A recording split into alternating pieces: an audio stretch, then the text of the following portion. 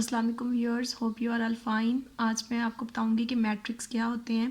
Class 9th का ये topic है कि मैट्रिक्स क्या हैं और मैट्रिक्स से रिलेटेड क्वेश्चन को कैसे सॉल्व किया जाता है। ये आज मैं आपको इस वीडियो में बताऊंगी। सबसे पहले हम ये जान लेते हैं कि मैट्रिक्स का आइडिया किसने दिया था। तो ऑर्थर कैली था जिसने 1858 में मैट्रिसेस की थ्योरी दी थी और उसने उसके अंदर बताया था कि मैट्रिक्स क्या होते हैं। ठीक है, मैट्रिक्स अब हम ये देख लेते हैं कि मैट्रिक्स यूज़ कहाँ पे होते हैं। मैथ की ही फील्ड में मैट्रिक्स को यूज़ किया जाता है। इसके अलावा फिज़िक्स, स्टैट, इलेक्ट्रॉनिक्स और भी साइंस की ब्रांचेज है जहाँ पे मैट्रिक्स को यूज़ किया जाता है। तो सबसे पहले हम ये देखते हैं कि मैट्रिक्स का स्ट्रक्चर किस तरह का होता है, इसके अंदर कौन से नंबर्स को लिखा जाता है। मैट्रिक्स रेक्टेंगुलर अरे होती है, या फिर इसको आप ये भी कह सकते हो ये कलेक्शन होती है रियल नंबर्स की, कलेक्शन ऑफ रियल नंबर्स। अब रेक्टेंगुलर अरे का क्या मतलब है कि कोई भी ऑब्जेक्ट जिसको रोज और कॉलम्स में अगर हम अरेंज कर दें तो वो रेक्टेंगुलर अरे कहलाता है। जबकि कलेक्शन ऑफ रियल नंबर्स में रियल नंबर्स का मतलब ये है कि इसके अंदर एक तो रैशनल नंबर और दूसरा इरेशनल नंबर की यूनियन को कह लें, या फिर आप इसकी कलेक्शन भी कह सकते हैं, उसको हम कहते हैं रियल नंबर। जैसे कि रियल लाइन का आपको पता है 0 और यहाँ होती है प्लस इन्फिनिटी और यहाँ पे माइनस इन्फिनिटी। इसमें क्या होता है कि रैशनल नंबर्स भी आ रहे होते हैं और इरेशनल भी आ रहे होते हैं। अगर हम इसकी यूनियन कर दी जाए तो वो रियल नंबर्स कहलाते हैं। तो मैट्रिक्स में जो भी नंबर्स लेने हैं वो रियल नंबर्स होने चाहिए, उसमें रैशनल भी आ सकते हैं और इरेशनल भी आ सकते हैं। और मैट्रिक्स को डिनोट किससे किया जाता है ये भी हम देख लेते हैं। मैट्रिक्स को डिनोट करने के लिए कैपिटल लेटर्स यूज़ किए जाते हैं, जैसे कि ए, एक्स, एम, बी, सोन। इस तरीके से हम कैपिटल लेटर्स को यूज़ करते हैं मैट्रिक्स को रिप्रेजेंट करने के लिए। और मैट्रिक्स को क्लोज किया जाता है स्क्वायर ब्रैकेट्स में, या फिर इसको हम बॉक्स ब्रैकेट भी कह सकते हैं। ठीक है, इस मैट्रिक्स के अंदर जब नंबर्स को लिखा जाता है तो उसको एक ब्रैकेट से हम क्लोज करते हैं। ठीक है, और ब्रैकेट जो हमने यूज़ करनी है वो स्क्वायर ब्रैकेट होगी। अब मैं आपको इसका एक स्ट्रक्चर लिख के दिखाती हूँ कि मैट्रिक्स को किस तरीके से लिखा जाता है। यहाँ पे मैंने लिखा है ए, जो कि मैट्रिक्स की रिप्रेजेंटेशन है। ए इज़ इक्वल, यहाँ पे मैंने ब्रैकेट्स लगा लिए हैं ताकि इसके अंदर मैं नंबर लिख सकूँ। मैंने यहाँ पे नंबर ले लिए हैं 1 2 3 6 9 और 0। मैंने यहाँ पे रोज़ और कॉलम्स की मदद से एक रेक्टेंगुलर अरे बना दी है जो कि मैट्रिक्स को रिप्रेजेंट कर रही है। ये मैट्रिक्स का स्ट्रक्चर है। मैट्रिक्स में जो रियल नंबर्स लिखे जाते हैं उनको हम एलिमेंट्स कहते हैं, या फिर उनको एंट्रीज भी कहा जाता है। हम इससे रिलेटेड क्वेश्चन सॉल्व कर लेते हैं कि अगर मैट्रिक्स को ऐड कैसे किया जाता है, इसका ऑर्डर कैसे फाइंड आउट किया जाता है, इसकी सब्ट्रैक्शन कैसे होती है और इसकी मल्टीप्लिकेशन कैसे की जाती है। सबसे पहले मैं आपको बताऊंगी कि इसका ऑर्डर कैसे फाइंड आउट करना है।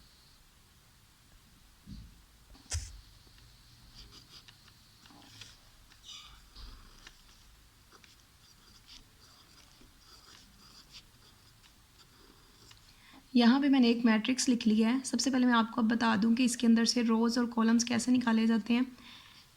हॉरिजॉन्टल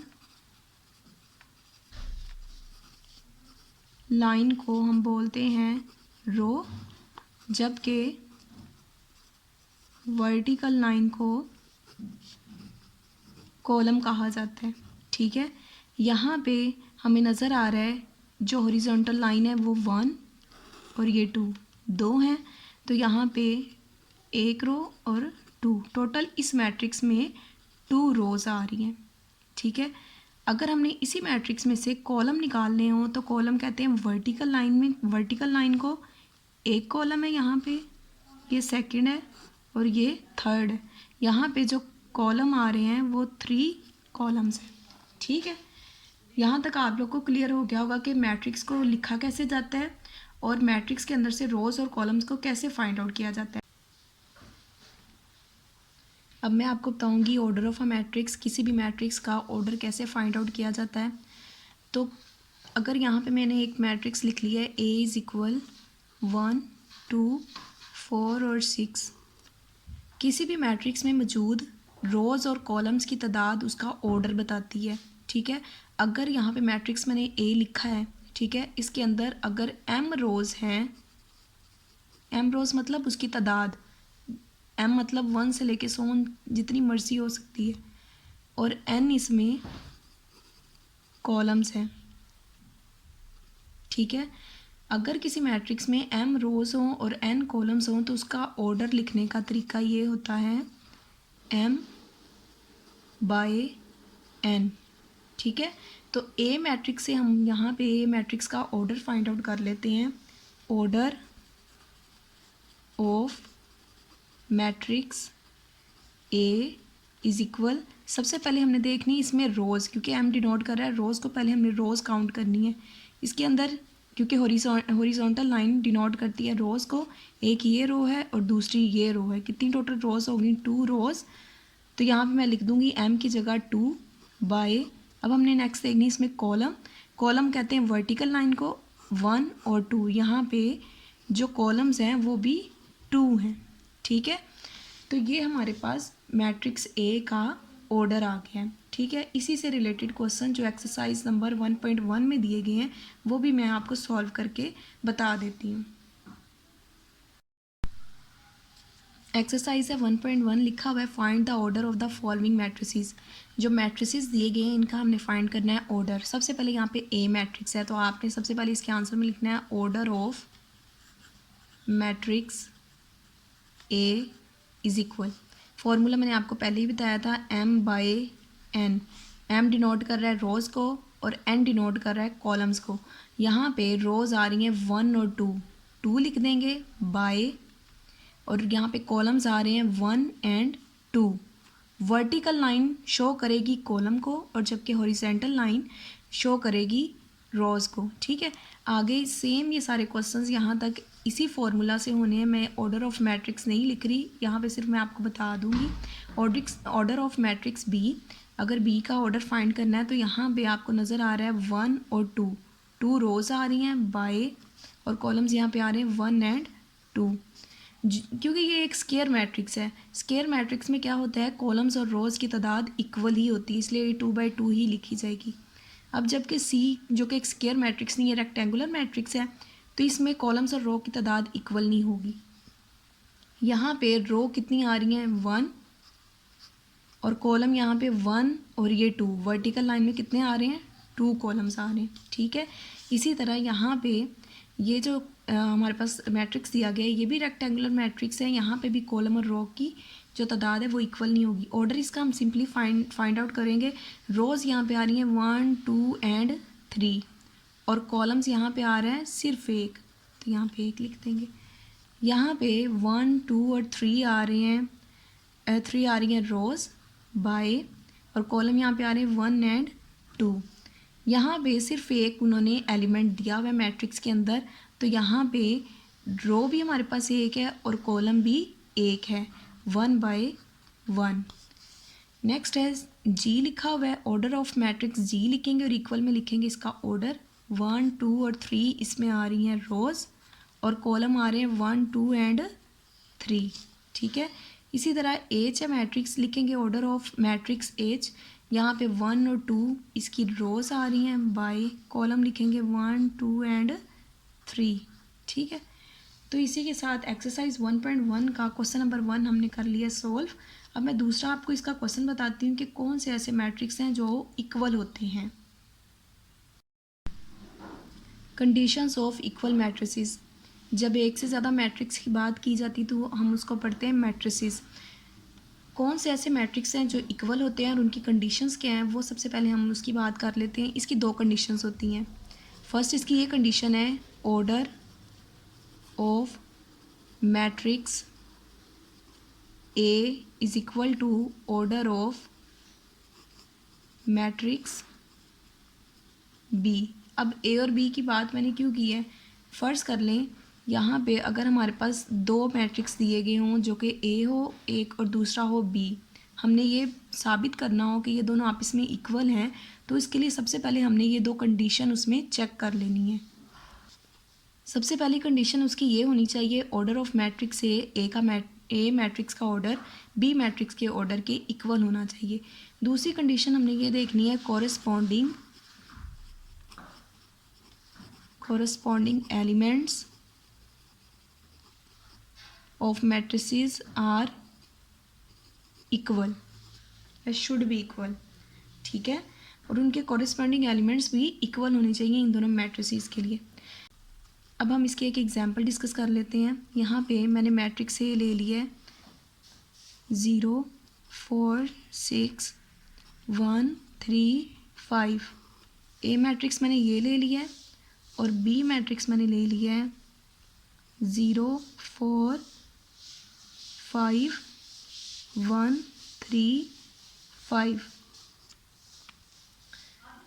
ये कंडीशन फुलफिल करने के लिए सबसे पहले हमने चेक कर लेना है वन बाय वन इनको।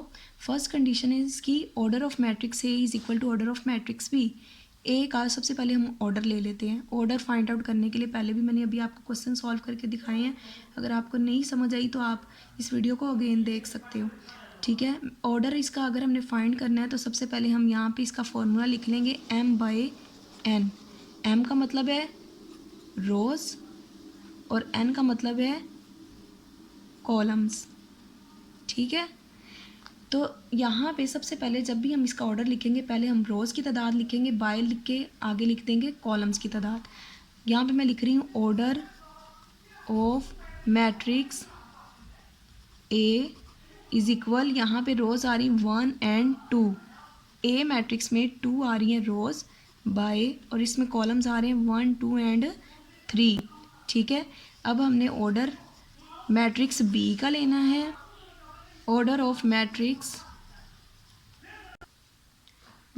बी इज इक्वल, यहाँ पे बी में जो रोज़ आ रही हैं 1 और 2 हैं बाय, और यहाँ पे कॉलम्स आ रहे हैं 1 2 और 3। इसका मतलब है हमारी पहली जो कंडीशन है वो पूरी हो गई है, दोनों का ऑर्डर बिल्कुल एग्जैक्टली सेम आया है। अब हमने दूसरी जो इसके अंदर कंडीशन है वो चेक करनी है, corresponding elements are equal. Corresponding elements का मतलब क्या होता है, यानी कि फर्स्ट एलिमेंट फर्स्ट के इक्वल होना चाहिए, सेकंड के, थर्ड के, फोर्थ के। इस तरीके से हमने बारी बारी सबको चेक करना है। जैसा कि इन दोनों मैट्रिक्स में नज़र आ रहा है 0 0 के इक्वल है, 4 4 के इक्वल है, लेकिन यहाँ पे जो 6 आ रहा है वो इस 5 के इक्वल नहीं है, जबकि नीचे वाले भी पूरी रो अगर हम चेक कर लें ये दोनों एक दूसरे के इक्वल हैं, ठीक है। ये एक एलिमेंट है जो इस एलिमेंट के इक्वल नहीं है, तो इसका मतलब ये होगा कि हमारी दूसरी कंडीशन पूरी नहीं हो रही। अगर एक भी एलिमेंट आपस में इक्वल नहीं हो रहा तो दूसरी कंडीशन फुलफिल नहीं होगी, ठीक है। तो इसका मतलब ये हुआ कि ये दोनों मैट्रिक्स आपस में इक्वल नहीं है, ठीक है। फर्स्ट कंडीशन तो इसमें पूरी हो रही है ऑर्डर की, लेकिन सेकंड तो नहीं ना पूरी हो रही कि कॉरेस्पॉन्डिंग एलिमेंट्स आर इक्वल। यहाँ पे एक एलिमेंट ऐसा भी है जो दूसरे एलिमेंट के इक्वल नहीं है, इस वजह से हम इसका इन दोनों मैट्रिक्स को यही कहेंगे, दीज आर नॉट इक्वल। ये दोनों मैट्रिसेस आपस में इक्वल नहीं है। तो एक्सरसाइज के जो क्वेश्चन है उधर भी हम इसको देख लेते हैं, उनको सॉल्व कैसे करना है। एक्सरसाइज नंबर 1.1 का क्वेश्चन नंबर 2 है, जिसमें हमने चेक करना है which of the following matrices are equal. कौन कौन से मैट्रिसेस हैं जो आपस में इक्वल हैं। उन्होंने यहाँ पे डिफरेंट एलिमेंट्स दिए हुए हैं जे तक, ठीक है, ए से लेके जे तक दिए हुए हैं, तो हमने चेक करना है कौन कौन से आपस में इक्वल हैं। सबसे पहले फर्स्ट हम देख लेते हैं, ए इज इक्वल ब्रैकेट है 3, मैट्रिक्स तो दिया गया उसके अंदर सिर्फ 3 एलिमेंट लिखा हुआ है। ये 3 एलिमेंट किसके इक्वल होगा, तो 2 इसके लिए कंडीशन थी इक्वल होने के लिए। फर्स्ट तो ये है कि पहले का ऑर्डर दूसरे मैट्रिक्स के ऑर्डर के इक्वल होना चाहिए। दूसरी इसकी कंडीशन ये थी कि corresponding elements are equal. Order के लिए आप इतनी बात अपने माइंड में रख लें कि जितने एलिमेंट एक में होते हैं उतने ही दूसरे मैट्रिक्स में होंगे तो उसका ऑर्डर सेम होगा। लेकिन आपने इस चीज़ का भी ध्यान रखना है कि अगर रोज़ में अरेंज किए हुए वो एलिमेंट्स तो दूसरे मैट्रिक्स में भी रोज़ में अरेंज होने चाहिए, ठीक है। और अगर कॉलम्स में अरेंज किए हुए हैं तो दूसरे मैट्रिक्स के भी एलिमेंट्स कॉलम्स में ही अरेंज होने चाहिए। अब यहाँ पे 3 है। दूसरा अगर बी मैट्रिक्स देखें, क्या ये ए बी के इक्वल होगा, नहीं होगा, क्योंकि यहाँ पे तो 3 है। ये फर्स्ट वाला एलिमेंट फर्स्ट के इक्वल है, यहाँ पे तो दूसरा एलिमेंट है ही नहीं, तो ये इसके इक्वल नहीं हो सकता। तीसरा चेक कर लेते हैं। उन्होंने मैट्रिसेस के अंदर लिखा हुआ है 5 - 2। अगर 5 को 2 में से माइनस किया जाए तो 5 में से 2 निकाल दिए जाएँ तो बाकी के इतने बचेंगे 3। ठीक है, तो मैट्रिक्स के अंदर सिर्फ 3 एलिमेंट बच जाएगा जो कि ए मैट्रिक्स के इक्वल है। तो हम कह सकते हैं A is equal to C matrix. ठीक है, तो जो जो मैट्रिक्स हमारे होते जाएंगे उसके ऊपर मैं यहाँ पे बनाती जाती हूँ स्टार। ए और सी हो गया। अब हम ए को चेक कर लेते हैं, और कोई तो नहीं है ऐसा मैट्रिक्स जिसके इक्वल ए आ रहा हो। ये भी इसके इक्वल नहीं, क्योंकि यहाँ पे 3 और यहाँ पे 5 और 3 आ रहा है। ये भी नहीं है, ये इसके अंदर तो 4 एलिमेंट रखे हुए हैं। ये भी नहीं है, इसके अंदर भी 2 एलिमेंट है। 3 में से -1 कर दें 2 आ जाएगा, नीचे 6 आ जाएगा, फिर भी इसके इक्वल नहीं होगा। ये भी स्क्वायर मैट्रिक्स है, ये इसके इक्वल नहीं आएगा। इसी तरह ये जो है ये कॉलम मैट्रिक्स दिया गया, रो मैट्रिक्स दिया गया, ये भी इसके इक्वल नहीं है। सिमिलरली जो जे मैट्रिक्स है वो भी स्क्वायर है, वो भी इसके इक्वल नहीं है। सिर्फ सी मैट्रिक्स ऐसा है जो ए के इक्वल है। अब हम चेक करते हैं बी वाले को। बी में आ रहा है 3 और 5। सी का तो हो गया था, अब डी से चेक कर लेते हैं। यहाँ पे देखें, हमें नज़र आ रहा है कि दोनों का ऑर्डर सेम है। यहाँ पे रोज़ कितनी है, 1 है, और कॉलम कितने हैं, 2 हैं, 1/2। इधर भी 1 रो है और 2 कॉलम है। ऑर्डर तो इनका सेम है, लेकिन इनके कॉरस्पॉन्डिंग एलिमेंट्स एक दूसरे के इक्वल नहीं आ रहे। देखने में ऐसा लग रहा है जैसे इक्वल है, लेकिन इक्वल है नहीं। यहाँ पे 3 है फर्स्ट एलिमेंट, और यहाँ पे क्या है, 5 है। ठीक है, तो 3 5 के इक्वल नहीं होता। इसी तरह जो दूसरा एलिमेंट 5 है, इसके दूसरे एलिमेंट जो 3 है उसके इक्वल नहीं है। तो इस वजह से ये दोनों एलिमेंट्स भी, ये दोनों मैट्रिक्स भी इक्वल नहीं है। बी को अब इससे चेक कर लेते हैं। यहाँ पे तो 4 एलिमेंट आ रहे हैं, इसके इक्वल भी नहीं होगा, ये इसके इक्वल भी नहीं होगा। ये रो मैट्रिक्स है और ये एक कॉलम मैट्रिक्स है। बी इसके इक्वल भी नहीं होगा, क्योंकि यहाँ पे 3 - 1 करें ऊपर 2 आ जाएगा और नीचे आ जाएगा 6 इसके इक्वल। यहाँ पे स्क्वायर मैट्रिक्स है, ये भी बी के इक्वल नहीं है। ये चेक कर लेते हैं, फर्स्ट 3 है, यहाँ पे भी 3 आ रहा है, इधर 5 है, और 3 + 2 किया जाए तब हमारे पास आंसर क्या आएगा, 5। तो अब हमें नज़र आ रहा है कि यहाँ पे जो इनकी अरेंजमेंट है ये रो में है और ये भी रो में, इसका मतलब दोनों का ऑर्डर सेम हो गया है। कॉरस्पॉन्डिंग एलिमेंट यहाँ पे पहला 3 है तो इधर भी पहला 3 आ रहा है, इधर दूसरा 5 है तो इनको ऐड करने से भी 5 ही बन रहा है। इसका मतलब बी जो मैट्रिक्स है वो आई के इक्वल है। तो यहाँ पे भी मैं स्टार बना देती हूँ कि ये भी 2 मैट्रिक्स हमें मिल गए हैं जो आपस में इक्वल हैं। ठीक है, अब हम यहाँ पे देख लेते हैं डी वाले को। 5 और 3 की दिया गया है, इसके इक्वल नहीं है, इसके भी नहीं है। यहाँ पे भी 2 6 आ रहा है। इसी तरह यहाँ पे ये स्क्वायर मैट्रिक्स आ रहा है, इसके भी इक्वल नहीं है, इसके भी, इसका मतलब डी किसी के भी इक्वल नहीं आ रहा। ई वाला चेक कर लेते हैं, 4 0 6 2। नीचे वाला देखें, बिल्कुल इसके नीचे वाला 4 6 0 2, ये दोनों आपस में इक्वल हैं। E is equal to H, ये भी हमें मिल गया है। हम ई को चेक कर लेते हैं, और किसी के तो इक्वल नहीं आ रहा। ये जी वाला देखें, यहाँ पे पहला 2 है और 6 है, नहीं, इसके इक्वल भी नहीं आएगा। ये तो हमने कर लिया है। यहाँ पे 2 में 2 को ऐड करो तो 4 आएगा, 2 - 2 करो 0 आ जाएगा, 2 + 4 करें 6 आएगा, 2 + 0 करें तो यहाँ पे 2 आ जाएगा। तो 4 0 6 2, 4 0 6 2 एग्जैक्टली ये दोनों एक दूसरे के सेम है। और यहाँ पे 4 एलिमेंट है, इधर भी 4 है, दोनों का ऑर्डर भी सेम है। और मैट्रिक्स की यानी कि फर्स्ट वाला मैट्रिक्स, फर्स्ट वाला एलिमेंट फर्स्ट के इक्वल आ रहा है, दूसरा एलिमेंट दूसरे के, तीसरा वाला तीसरे के, और चौथा चौथे के। इसका मतलब ई एच के अलावा जे के भी इक्वल है। ठीक है, तो ये भी हमें मिल गया है। अब हम एफ़ को चेक कर लेते हैं। यहाँ पे 2 और 6 है, इससे बिल्कुल नेक्स्ट वाला देखें जिसको हमने सॉल्व किया था। यहाँ पे 2 और 6 ये दोनों आपस में सेम है, एफ़ इज़ इक्वल आ जाएगा जी के। तो हमें यहाँ सब मैट्रिक्स मिल गए हैं जो आपस में इक्वल हैं। सिर्फ यहाँ पे डी ऐसा मैट्रिक्स था जो किसी के भी इक्वल नहीं है। एक्सरसाइज नंबर 1.1 क्लास 9th, इसका थर्ड क्वेश्चन है, find the values of A B C D which satisfies the matrix equation. हमने यहाँ पे ए बी और सी डी की वैल्यूज़ फाइंड आउट करनी है, और फिर हमने ये चेक करना है कि उन चारों की वैल्यूज़ को अगर हम इन दो मैट्रिक्स की इक्वेशन में पुट करते हैं तो ये एक दूसरे की इक्वल आती हैं या नहीं आती, आनी चाहिए। ठीक है, ए बी सी डी की जो भी वैल्यूज़ निकलेंगी वो अगर इन दोनों इक्वेशन में, इन दोनों मैट्रिक्स में हम पुट करते हैं और ये इक्वल आ जाती हैं तो इसका मतलब हमारी ये चारों वैल्यूज़ ठीक है। अगर नहीं आती तो ज़ाहिरी बात है कहीं ना कहीं गलती की है हमने। सबसे पहले हम क्या करेंगे, फर्स्ट एलिमेंट है, इसको फर्स्ट एलिमेंट के इक्वल रखेंगे, a + C is equal to zero. Correspond यानी कि कॉरस्पॉन्डिंग एलिमेंट्स को कॉरस्पॉन्डिंग एलिमेंट्स को एक दूसरे के इक्वल रख देंगे। फर्स्ट जो मैट्रिक्स दिया गया है ए प्लस सी, उसको रख दिया ज़ीरो के इक्वल। दूसरा है ए प्लस 2b, इसको इक्वल रख देंगे -7 के। थर्ड है c-1, इसको इक्वल रखेंगे 3 के। और लास्ट पे है 4d-6 is equal to 2d। ये है इक्वेशन नंबर 1, 2, 3 और ये है 4। ठीक है, इन इक्वेशन को आपने नाम दे देने हैं। अब यहाँ से इन चारों इक्वेशन में से हमने वैल्यूज़ निकालनी है ए, बी, सी और डी की। देखें कौन सी इक्वेशन है जिसके अंदर से इजीली वैल्यू कोई भी निकल रही है। अगर हम ए की चेक करें, सी इधर प्लस है, दूसरी साइड पे माइनस हो जाएगा, तो ए की वैल्यू -c आ जाएगी।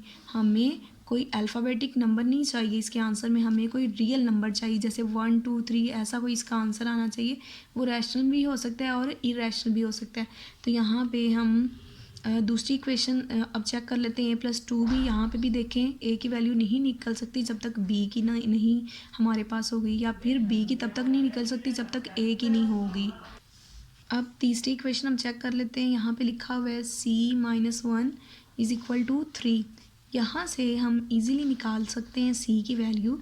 मैं यहाँ पे लिख रही हूँ from equation 3 c-1 is equal to 3। c-1 है, दूसरी साइड पे +1 हो जाएगा और c की वैल्यू आ जाएगी 4। हमारे पास एक यानी कि जो अल्फ़ाबेट है c, इसकी वैल्यू आ चुकी है। ठीक है, अब इसको हमने पुट करना है ऊपर वाली किसी भी इक्वेशन में जहाँ से किसी और की भी वैल्यू निकले। अगर हम इसको पुट कर देते हैं फर्स्ट इक्वेशन में, c की वैल्यू अगर यहाँ पे पुट हो जाए तो a की भी वैल्यू यहाँ पे निकल आएगी। c is equal 4 put in equation number 1 में हम इसको पुट कर देते हैं तो हमारे पास वैल्यू आ जाएगी a की भी। a plus C is equal to 0। c की वैल्यू यहाँ पे है 4 इज इक्वल टू 0। a यहाँ पे प्लस हो रहा है, दूसरी साइड पे माइनस होगा, तो 0 - 4 करेंगे तो कोई फ़र्क नहीं पड़ेगा, -4 ही रहेगा। हमारे पास a की भी वैल्यू आ गई है। अब हमने ये देखना है a की वैल्यू अगर इनमें से किसी में पुट की जाए तो क्या किसी और अल्फ़ाबेट की वैल्यू आ सकती है। अगर हम यहाँ पे देखें a की वैल्यू को अगर दूसरी इक्वेशन में पुट किया जाए तो हमारे पास b की वैल्यू भी आ जाएगी। तो अब हम a की वैल्यू पुट करेंगे इक्वेशन नंबर 2 में। Put a is equal -4 in equation number 2। दूसरी इक्वेशन थी a plus 2b is equal -7। इसमें हमने पुट करनी है a की वैल्यू जो कि पीछे आई थी -4। a की वैल्यू यहाँ पे मैं पुट कर रही हूँ -4 जो कि हमने अभी निकाल ली थी, plus 2b is equal -7। 2b इसी साइड पे रहने देंगे क्योंकि हमें b की वैल्यू चाहिए। बाकी जो भी इधर हमें कांस्टेंट नंबर नज़र आ रहे हैं इसको हम दूसरी साइड पे ले जाएंगे। -4 है, दूसरी साइड पे +4 हो जाएगा। -7 और +4 आंसर आएगा -3। और यहाँ पे लिखेंगे 2b। 2 मल्टीप्लाई हो रहा है b के साथ, इस साइड पे आके डिवाइड हो जाएगा। ठीक है, तो ये हमारे पास आ गई है b की वैल्यू। इसको अगर आप चाहें तो डेसिमल पॉइंट में भी लिख सकते हैं। -1.5 के इक्वल होता है -3/2। ठीक है, अब हमने निकालनी है, हमारे पास c की भी वैल्यू आ गई है, a की भी आ गई और आगे हमने b की भी निकाल ली है। अब हमने निकालनी है d की वैल्यू। अगर हम गौर से इस इक्वेशन को देखें 4 वाली इक्वेशन को तो हमें पता चलेगा 4d-6 is equal to 2d। यहाँ पे दोनों d दिए गए हैं तो d की वैल्यू यहाँ से भी इजीली निकल सकती है। तो हम नेक्स्ट इसको सॉल्व करते हैं फ्रॉम इक्वेशन 4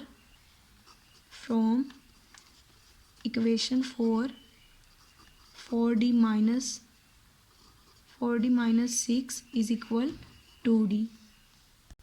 ये इक्वेशन नंबर 4 है जहाँ से हमने अब वैल्यू निकालनी है d की। 4d है, दोनों जो लाइव टर्म्स है उसको हम एक साइड पे कर लेते हैं। 2d इस साइड पे प्लस हो रहा है, इधर आके माइनस हो जाएगा, और ये 6 इधर माइनस है, दूसरी साइड पे जाके प्लस हो जाएगा।